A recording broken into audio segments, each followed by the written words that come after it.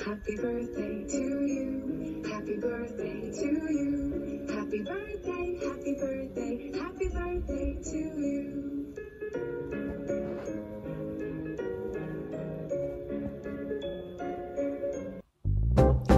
Hello po sa lahat.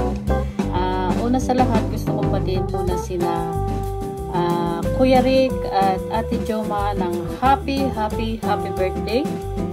More birthdays and blessings to come. More important is good health po para sa inyong dalawa.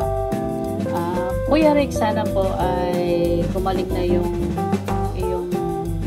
mata, na yung iniinda mong mata, para naman wala na kayong mga alalahanin pa na dahil may karamdaman, mahirap ang may sakit sa pamilya.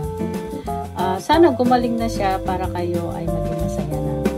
So, Ate Joma, ganun din po, natutuwa naman ako sa inyo dahil buti pa kayo, hindi na kayo stress sa amo, stress sa trabaho.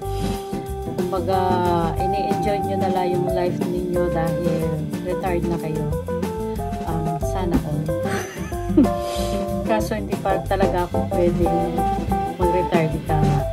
Marami pang komplikasyon. Mahirap din na nag-iisa. In fairness, mahirap talaga nag-iisa sa buhay na wala kang katuwang.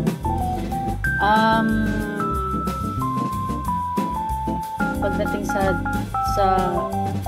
desisyonan, mahirap.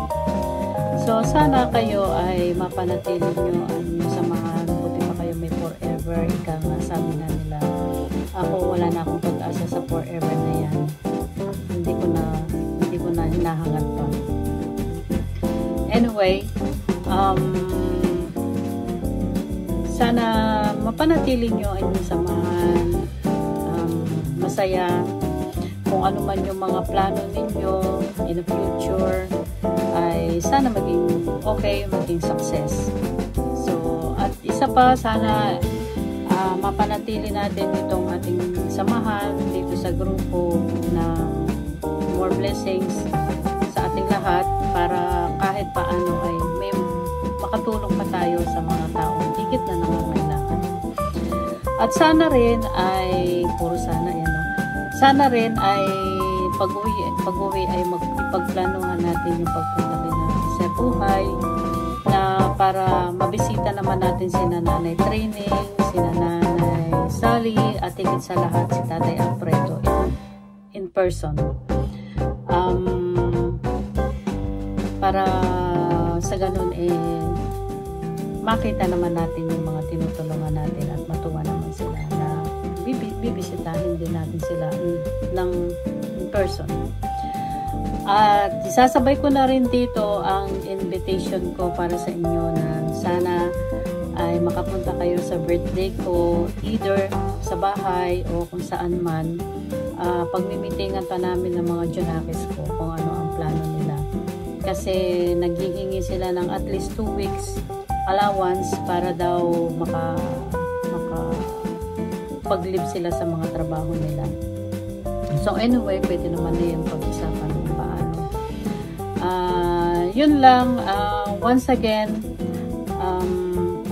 hindi ko na pahabain ito dahil may intro ako. Sana ay nagustuhan nyo ang intro ko. Happy birthday to you both.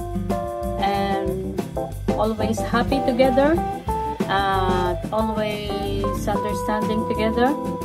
At sana manatili ang ating friendship, samahan, pagkakaunawaan, pagkakaintindihan para sa ating grupo.